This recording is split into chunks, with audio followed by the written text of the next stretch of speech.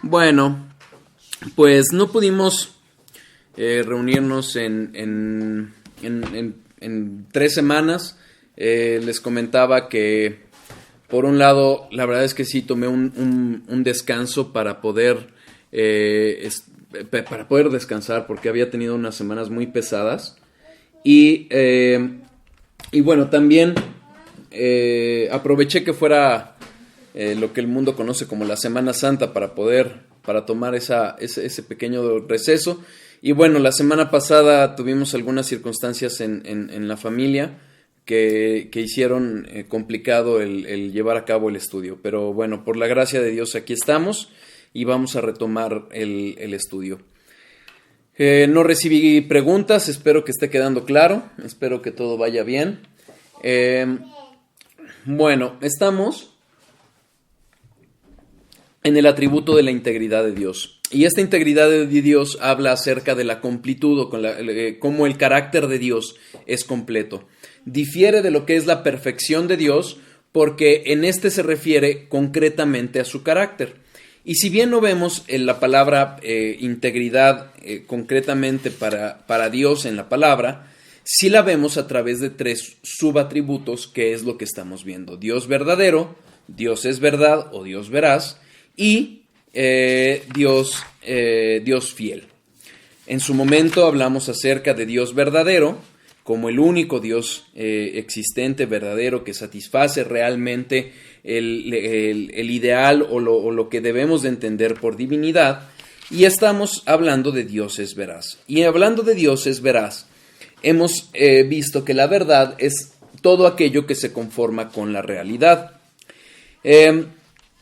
La palabra griega que encontramos es aletheia y que tiene que ver con aquello que no está escondido.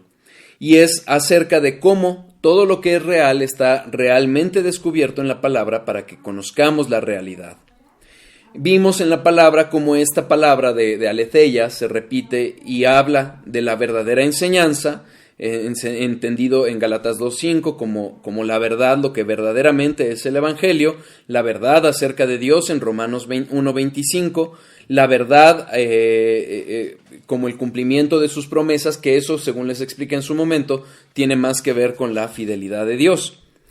Y vimos también cómo la verdad de Dios o Dios veraz tiene que ver con no un adjetivo o con no un subjetivo, sino con lo que es la verdad absoluta, según lo maneja, por ejemplo, Juan 14.6, Juan 17.17 y 18.37, cuando habla Jesucristo de yo soy la verdad. Cuando habla Jesús en la oración final antes por sus discípulos, en la que dice que la palabra es la verdad, y cuando Pilatos, teniendo a la verdad enfrente, que es Jesucristo, dice que es la verdad.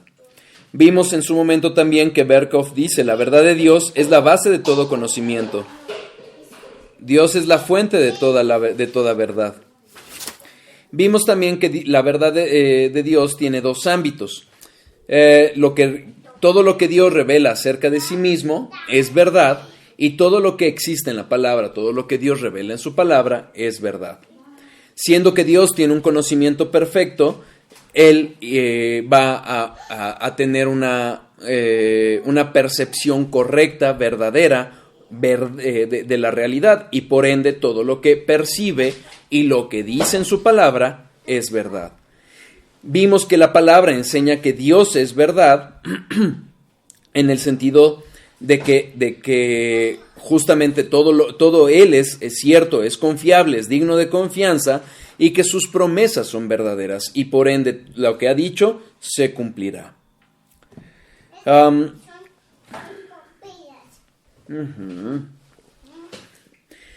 Y también hablamos como las palabras que están en la Biblia son puras, son sin error, no tienen mentiras, no tienen adulaciones, no tienen engaños, y por ende se aplican a la verdad. En el último estudio que hablamos acerca de este subatributo, que es donde ya me detengo un poquito más en el repaso, Vimos que en Proverbios 35 hablamos de que sus palabras son limpias y por ende son creíbles. Al ser creíbles, todo aquel que confía en ellas no va a ser avergonzado. También empezamos a ver cómo Dios no falta la verdad. Su carácter es justo y santo, y eso provoca que Dios no pueda mentir. Vimos cómo cuando Balac le pidió a Balaam que maldijese al pueblo de Dios, él no lo pudo hacer. ¿Por qué? Porque la palabra de Dios no cambia. Las promesas que había dado Dios acerca de su pueblo, a pesar incluso de la infidelidad de su pueblo, Dios mismo las llevaría a su cumplimiento. ¿Por qué? Porque lo que él anunció lo cumpliría, y lo cumpliría y sería verdad. Vimos igualmente cómo en el caso de Saúl, que falló a la obediencia a Dios cuando no acabó con los amalecitas, y Dios lo destituyó y usó a Samuel para confrontarlo con su pecado. Saúl no se arrepiente, y Saúl le pide a Samuel que lo restituya, que lo siga respaldando, y Samuel le contesta que él no podía hacer eso porque lo que Dios había determinado lo iba a cumplir. Y en ese caso, no sé si recuerdan, en este último estudio, hablamos cómo Dios había prometido que de Judá vendría, de la casa de Judá, vendría el rey que habría de gobernar a Israel. Y en el caso de Saúl era benjamita. Entonces, el rechazo que hizo Dios ante el incumplimiento de Saúl, de lo que Dios le había mandado, no infringió lo que Dios había determinado. ¿Por qué? Porque Dios ya había determinado que el rey iba a ser de Judá. ¿Y quién iba a ser el que lo sustituiría? David, con toda su descendencia, llegando hasta Cristo, siendo el rey perfecto, definitivo y para siempre. Vimos también en Tito 2 que Dios no miente. Siendo Dios verdad y la fuente de toda verdad, es imposible que mienta. Y por ende, cuando referimos, derivado de este versículo de Tito 1:2, fuimos al Salmo 146:6, explicamos el contraste que está entre el carácter veraz de Dios y el carácter falible del hombre. Y por ende, el salmista concluye acerca de lo vana que es la confianza en el hombre. Incluso en el propio Tito también vimos ese contraste en comparación con la decadencia que había en Creta, una decadencia moral que los llevaba, entre otras cosas, a faltar a la verdad, pero no es el caso de Dios. Dios ha hecho un decreto eterno que se cumple en Cristo, y por eso es que Cristo viene a cumplir toda esa verdad, y entonces Dios no miente. Lo que ha revelado, lo que ha prometido es verdad, y el contenido de su palabra es verdad. ¿De acuerdo? Cualquier duda, cualquier comentario, aquí estoy. Creo que estoy viendo los comentarios. Y si recuerdan, espero que haya quedado claro el repaso. No lo di tan detenido quizás como en otras ocasiones cuando hemos tenido un lapso de espera considerable, como fue esta ocasión. Pero bueno, espero que haya sido suficiente. No sé si recuerdan, les dejé de tarea que checaran Hebreos 6, 13 y 18. Acompáñenme por favor a Hebreos 6, versículos 13 y 18.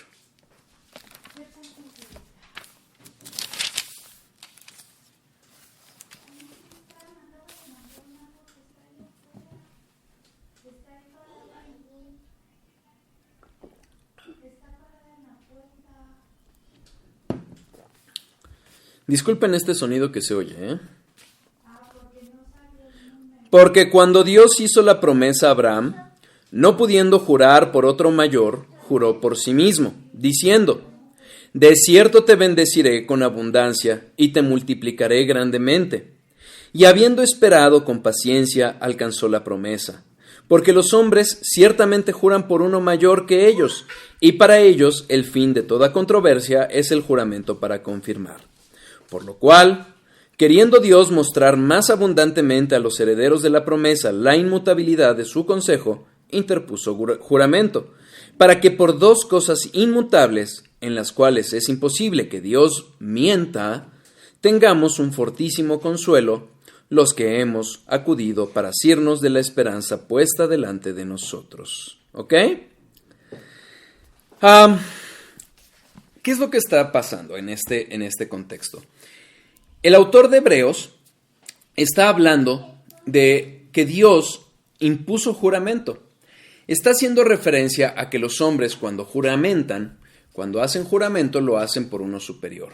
Y ese generalmente es el fin de todo discurso o el fin de toda disputa. Cuando alguien juraba, hoy tristemente la honorabilidad que hay en las personas es difícil aceptar un juramento, pero cuando la gente juraba, era el fin de una disputa. Se creía que no podía faltar a ese juramento que hacía por algo superior. Para entender de lo que les estoy diciendo, acompáñenme a Génesis, dejen un papel en este punto. Génesis, capítulo 14, versículo 22.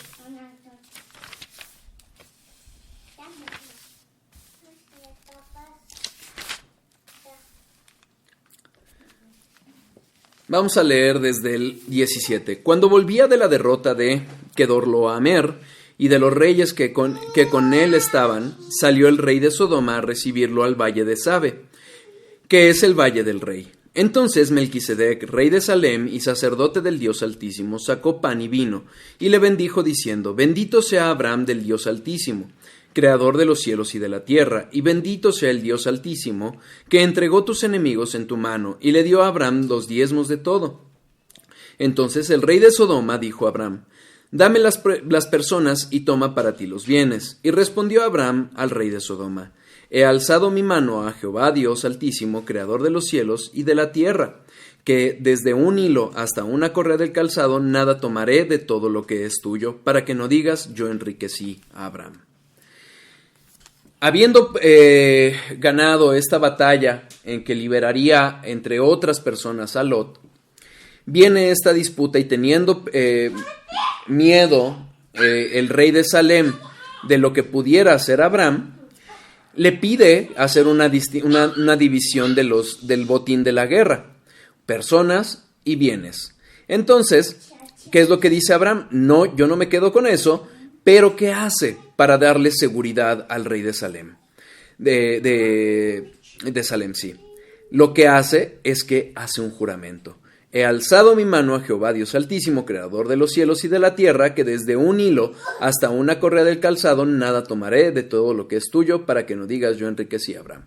Hace un juramento, y ese juramento fue el fin de la disputa. Salem, el rey de Salem, confiado en ese juramento, deja en paz a Abraham y se acaba cualquier disputa. Génesis 21, 23 y 24.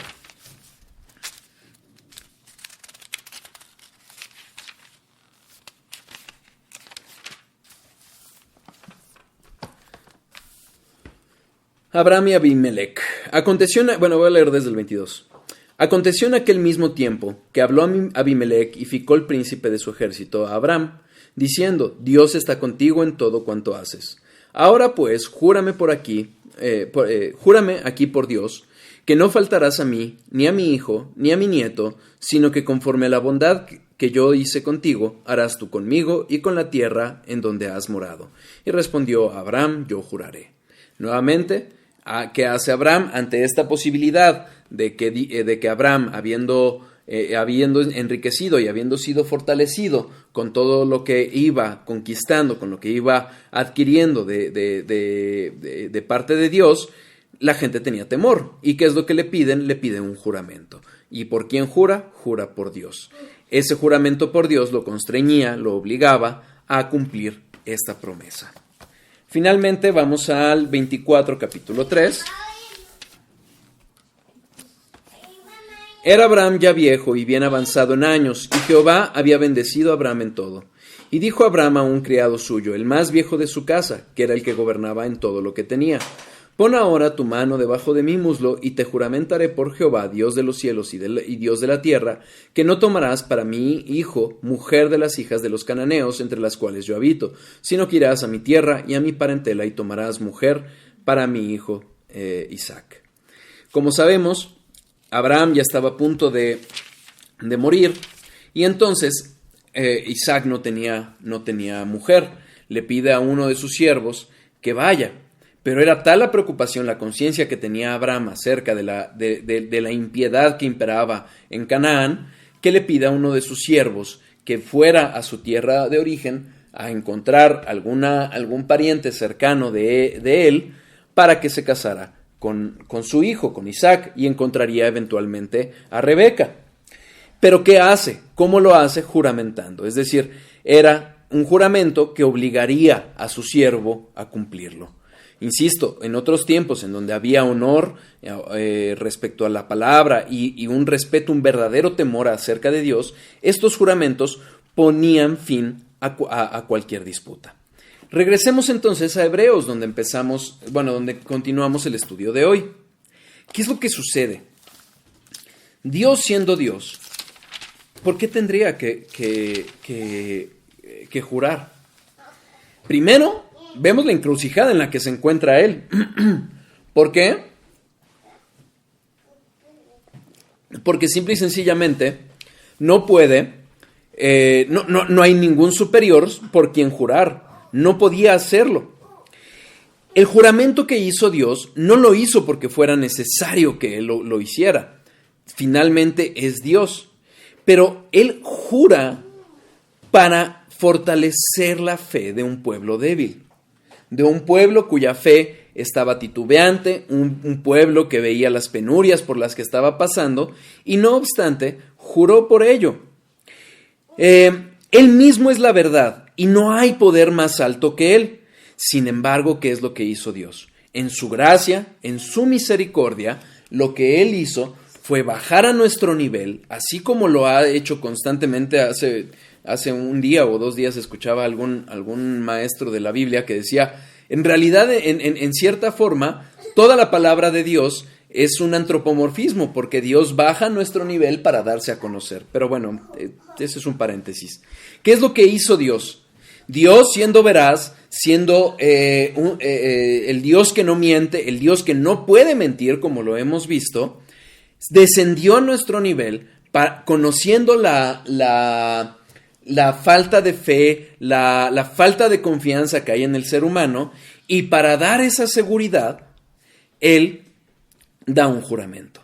Pero ese juramento, vamos a volver a leer el texto, dice, versículo 13, porque cuando Dios hizo la promesa a Abraham, no pudiendo jurar por otro mayor, es decir, no había a quien jurar, porque Dios es el ser infinito, superior, trascendente, majestuoso, el único y verdadero Dios, no tiene por quién jurar, no había por quién jurar, como lo vimos en los ejemplos que leímos de Génesis. ¿Qué hizo? Juró por sí mismo, diciendo, de cierto te bendeciré con abundancia, y te multiplicaré grandemente. Y habiendo esperando con paciencia, alcanzó la promesa, porque los hombres ciertamente juran por uno mayor que ellos, y para ellos el fin de toda controversia es el juramento para confirmación, como lo vimos en los textos que analizamos. Por lo cual, queriendo Dios mostrar más abundante a los herederos de la promesa la inmutabilidad de su consejo, interpuso juramento, para que por 2 cosas inmutables en las cuales es imposible que Dios mienta, tengamos un fortísimo consuelo los que hemos acudido para asirnos de la esperanza puesta delante de nosotros. Entonces, hace un juramento, pero ese juramento es por 2 cosas. Yo les dejé de tarea que analizaran el texto para entender por qué es que habían 2 cosas por las cuales estaba jurando Dios. Ambas, dice el propio texto, son inmutables, es decir, irrevocables e inalterables. Ya vimos que Dios es inmutable y eso implica que no cambia. Entonces, aquello por lo que prometió sería inmutable, pero son 2 cosas, su promesa y su juramento. La promesa o el consejo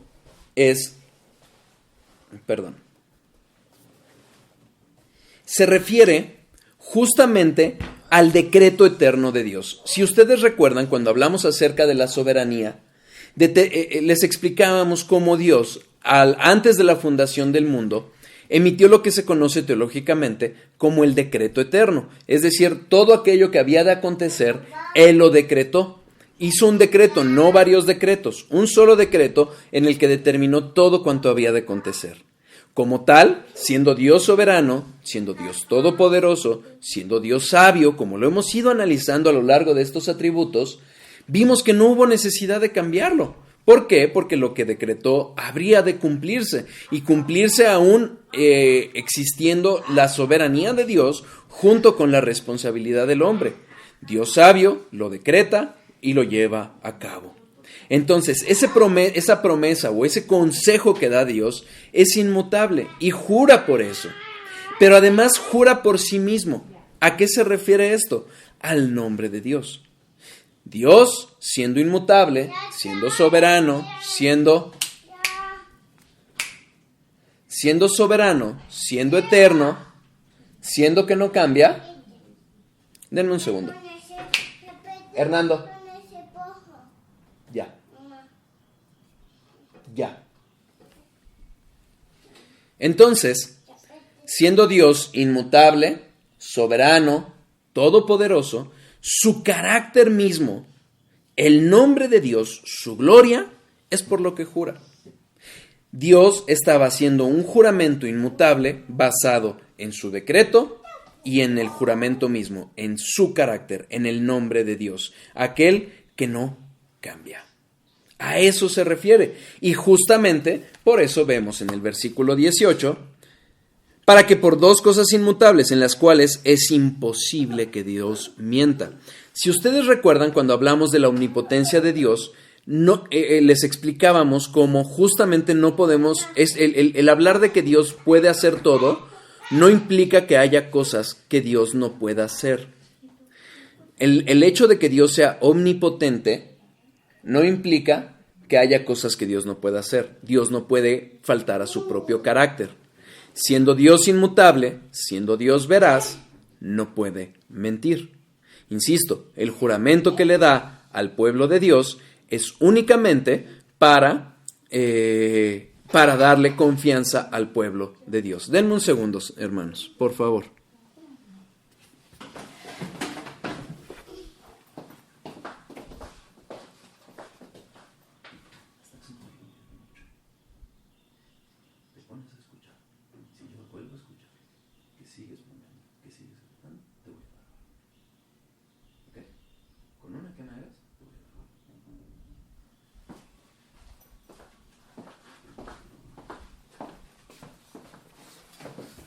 Perdón, hermanos.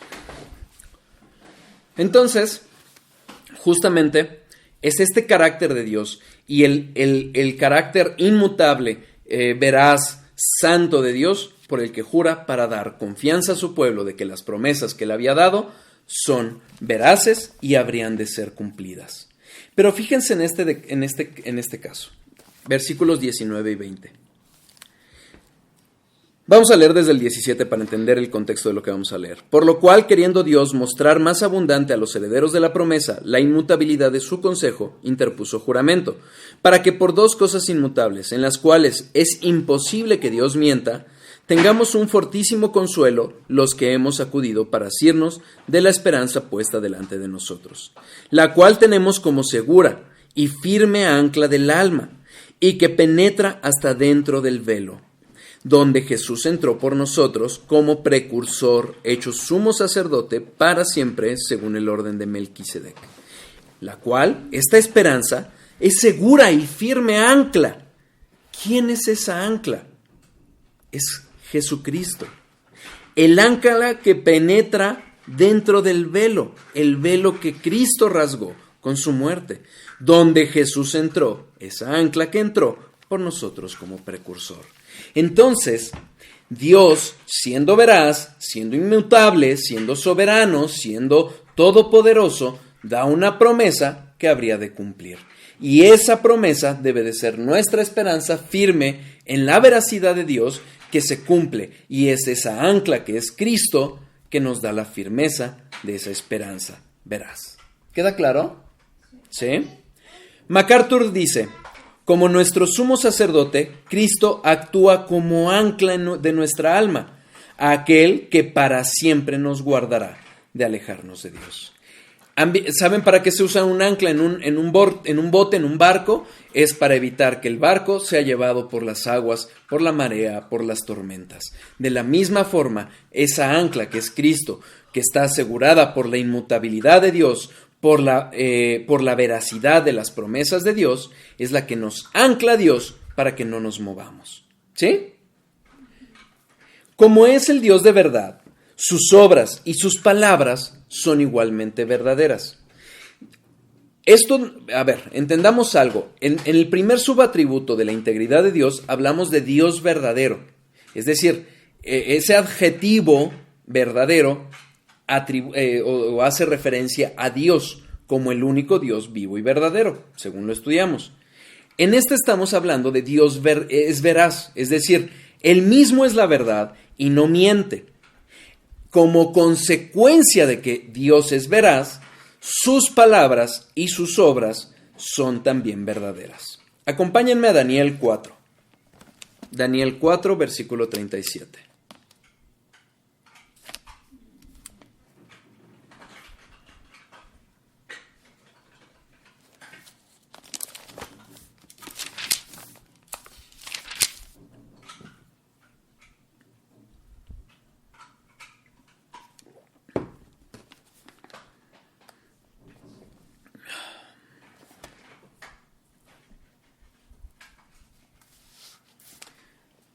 Daniel 4, versículo 37. Ahora yo, Nabucodonosor, alabo, engrandezco y glorifico al Rey del cielo, porque todas sus obras son verdaderas y sus caminos justos, y él puede humillar a los que andan con soberbia. Todas sus obras son verdaderas. ¿Qué es lo que sucede? ¿En qué contexto se da este versículo? Dios había levantado a Nabucodonosor para hacer el castigo que iba a llevar sobre su propio pueblo, pero Nabucodonosor, siendo un rey pagano, se ensoberbece, realmente no está pensando que está cumpliendo el decreto de Dios cuando lleva a cabo esta conquista de Israel, sino cree que es por su propio poder, y eso lo lleva a la soberbia, y esa soberbia lo lleva a que Dios lo humille. Al rey más poderoso de la tierra en ese momento, Dios lo humilla. ¿Y qué es lo que pasa con Nabucodonosor? Ante esa humillación, termina glorificando y confesando al único Dios verdadero, al Dios altísimo. Dios, a través de Daniel, había profetizado que Nabucodonosor sería humillado. Versículos 20 a 27. Nabucodonosor había tenido un sueño que ninguno de los sabios de su pueblo, de su corte, se lo había podido interpretar. Entonces alguien le menciona acerca de Daniel y traen a Daniel para que se lo interprete. Aquí no vamos a leer todo el texto anterior, pero lo pueden leer, pero básicamente aquí Daniel explica lo que es el sueño y cómo lo interpreta. Versículo 20. Entonces Daniel, cuyo nombre era Beltasazar, quedó atónito casi una hora y sus pensamientos lo turbaban. El rey habló y dijo a Beltasazar: no te turbe ni el sueño ni su interpretación. Beltasazar respondió y dijo: Señor mío, el sueño sea para tus enemigos y su interpretación para los que mal te quieren. El árbol que viste, que crecía y se hacía fuerte, y cuya copa llegaba hasta el cielo, y que se veía desde todos los confines de la tierra, cuyo follaje era hermoso, y su fruto abundante, y en que había alimento para todos, debajo del cual moraban las bestias del campo, y en cuyas ramas anidaban las aves del cielo, tú mismo eres, oh rey, que creciste y te hiciste fuerte, pues creció tu grandeza y ha llegado hasta el cielo, y tu dominio hasta los confines de la tierra. Y en cuanto a lo que vio el rey, un vigilante y santo que descendía del cielo y decía: cortad el árbol y destruidlo, mas la cepa de sus raíces dejaréis en la tierra, con atadura de hierro y de bronce en la hierba del campo, y sea mojado con el rocío del cielo, y con las bestias del campo sea su parte, hasta que pasen sobre él 7 tiempos. Esta es la interpretación, oh rey, y la sentencia del Altísimo, que ha venido sobre mi señor el rey. que te echarán de entre los hombres, y con las bestias del campo será tu morada, y con hierba del campo te apacentará como a los bueyes, y con el rocío del cielo serás bañado, y 7 tiempos pasarán sobre ti, hasta que conozcas que el Altísimo tiene dominio en el reino de los hombres, y que lo da a quien él quiere. Y en cuanto a la orden de dejar en la tierra la cepa de las raíces del mismo árbol, significa que tu reino te quedará firme, luego que reconozcas que el cielo gobierna. Por tanto, oh rey, acepta mi consejo. Tus pecados redime con justicia, y tus iniquidades haciendo misericordias para con los oprimidos, pues tal vez será eso una prolongación de tu tranquilidad. ¿Qué es lo que sucede? Nabucodonosor tiene un sueño en el que ve un árbol altísimo, frondoso, que da alimento a muchas aves y que es cortado. Cortado, pero sus raíces dejada para que volviera a crecer. ¿Qué es lo que está haciendo? Se había ensoberbecido de tal forma Nabucodonosor que creía que todo lo que tenía era porque él era muy hábil, muy diestro en lo que hacía, muy poderoso por sus propias fuerzas y había conquistado y obtenido todo lo que tenía. Es decir, no reconocía que todo lo que tenía provenía de Dios. Entonces, lo que hace Dios es confrontarlo con ese pecado y lo humilla. ¿Tú te crees que eres tan poderoso? Reconoce al Dios. Le dice Daniel, te aconsejo que te humilles ante Dios y que reconozcas que lo que tienes es por Dios. Evidentemente, Nabucodonosor no hizo caso.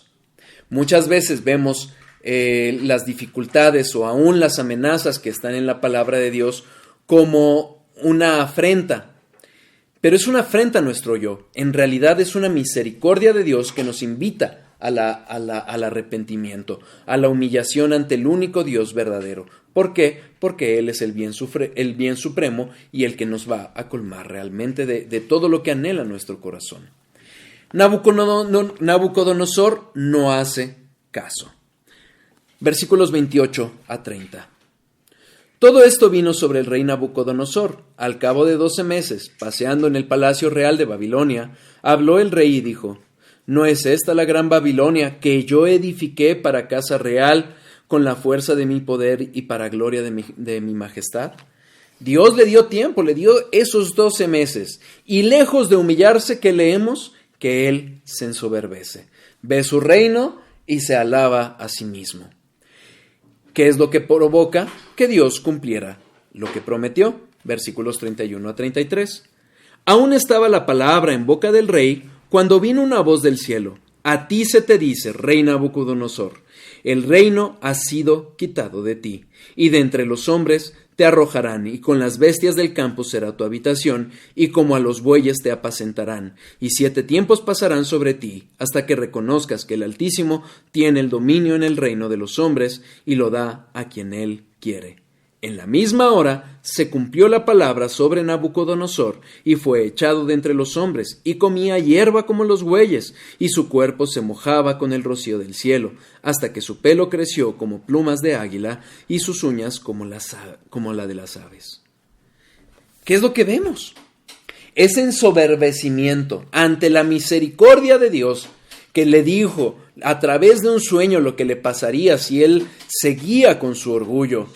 Él no creyó la promesa de Dios, no creyó la amenaza de Dios y lejos de ellos se ensoberbece. Todavía no se acababan las palabras en su boca del enorgullecimiento que tenía y llega la consecuencia, el cumplimiento exacto de lo que Dios le había dicho. Le había dicho que sería echado como los bueyes, comería hierba, le creció el pelo, le creció las uñas. Se convirtió prácticamente en una bestia. ¿Qué es lo que le había dicho Daniel? 7 tiempos pasarían y entonces Dios le volvería a mostrar su misericordia y lo despertaría. Versículos 34 a 37.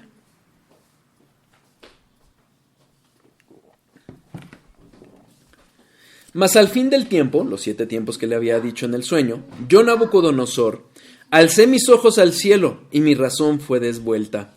Y bendije al Altísimo y alabé y glorifiqué al que vive para siempre, cuyo dominio es sempiterno y su reino por todas las edades.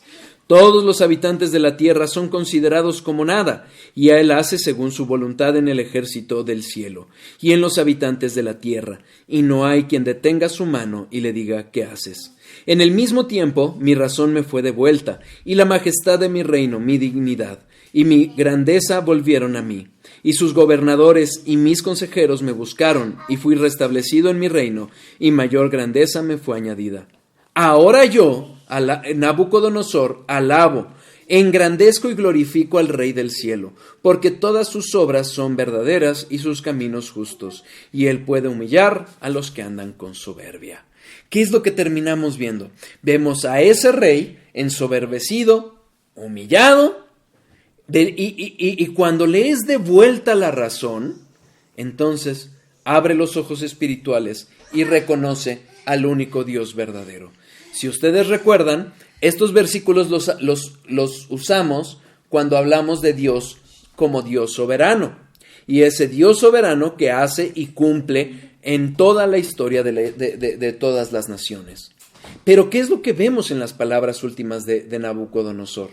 Entre otras cosas que reconoce como el único Dios verdadero, el Dios altísimo, digno de alabanza, digno de adoración, como él dice, alabaré y glorificaré.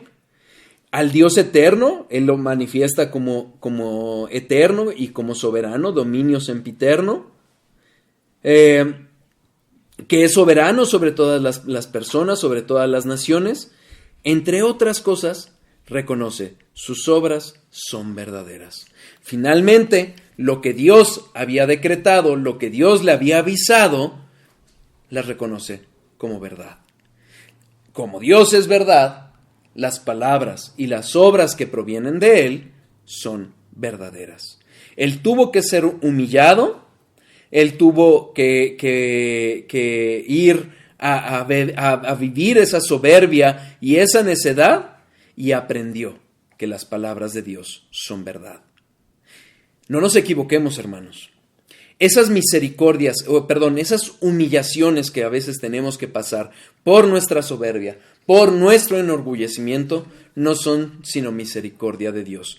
Porque así como a Nabucodonosor le pasó, a muchos de nosotros nos han llevado a reconocer al Dios verdadero, al Dios veraz. ¿Ok? Las obras de sus manos son verdad. Salmos 111, versículo 7. Salmos 111, versículo 7.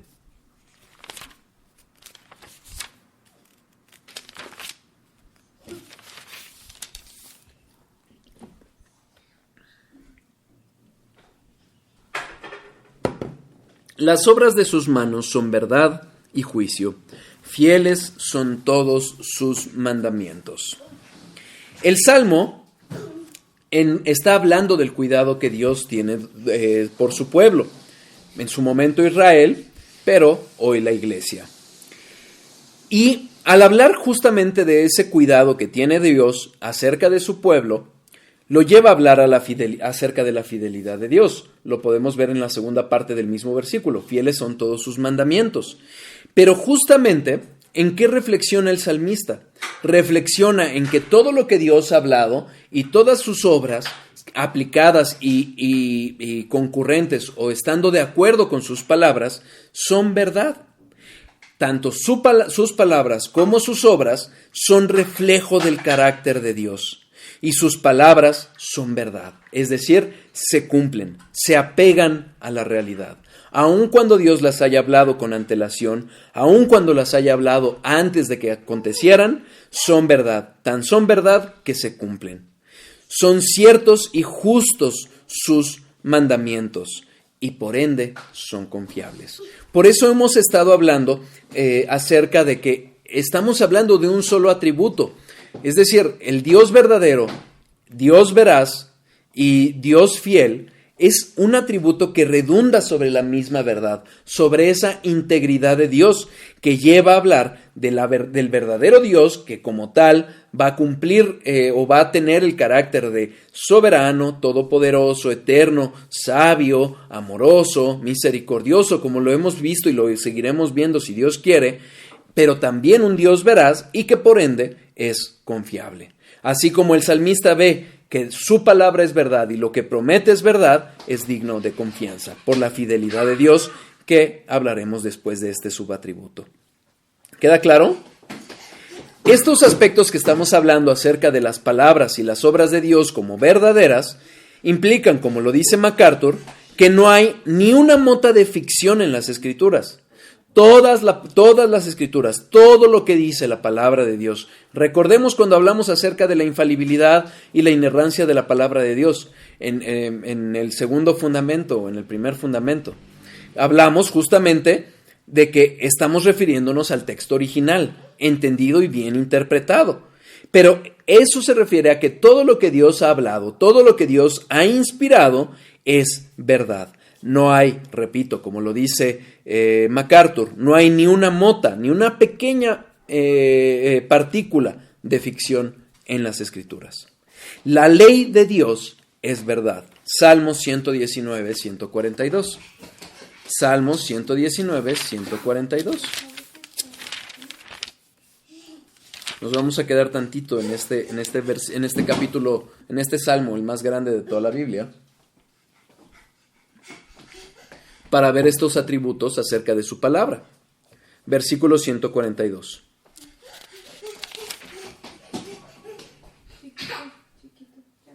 Tu justicia es justicia eterna y tu ley la verdad. La ley de Dios es la verdad. Lo que Él ha dicho es la verdad.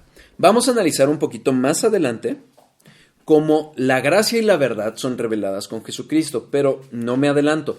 Por lo pronto entendamos que esta palabra, que la ley, lo que Dios ha revelado, sus escrituras, contienen la verdad de Dios. Aún la ley, todo lo que Él dictó a través de Moisés y a través de los profetas, todo eso es verdad.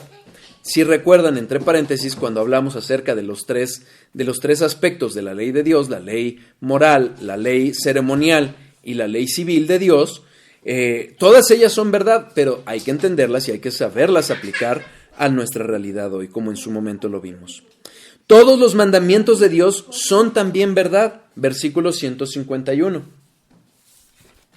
Cercano estás tú, oh Jehová, y todos tus mandamientos son verdad. Todos los mandamientos de Dios son verdad. Se apegan al carácter veraz de Dios, se apegan al carácter justo, santo de Dios, y por ende son dignos de ser obedecidos. Pero más aún, la suma de toda su palabra, la suma de todo lo que Dios nos ha revelado es verdad. Versículo 160. La suma de tu palabra es verdad, y eterno es todo juicio de tu justicia. Sin duda, si recuerdan cuando hablamos acerca de la Biblia como la palabra de Dios, hablamos justamente de cómo muchas veces los mismos calificativos que Dios refiere en su palabra acerca de Él son aplicables a la palabra de Dios. Y así como Dios es veraz, su palabra es verdad. Así como Dios es inmutable, su palabra es inmutable. Así como Dios es soberano, su palabra es soberana. Por ende, toda la suma de toda la palabra de Dios, todo lo que nos ha revelado y ha terminado de revelar, es verdad. ¿Queda claro? Sí. Más aún, cuando nosotros leemos estas características de la palabra de Dios, podríamos entender que es un adjetivo, es decir, la palabra es verdadera porque viene del Dios veraz, y tenemos razón con ello. Pero ojo, estamos hablando de la verdad absoluta. Juan 17, 17.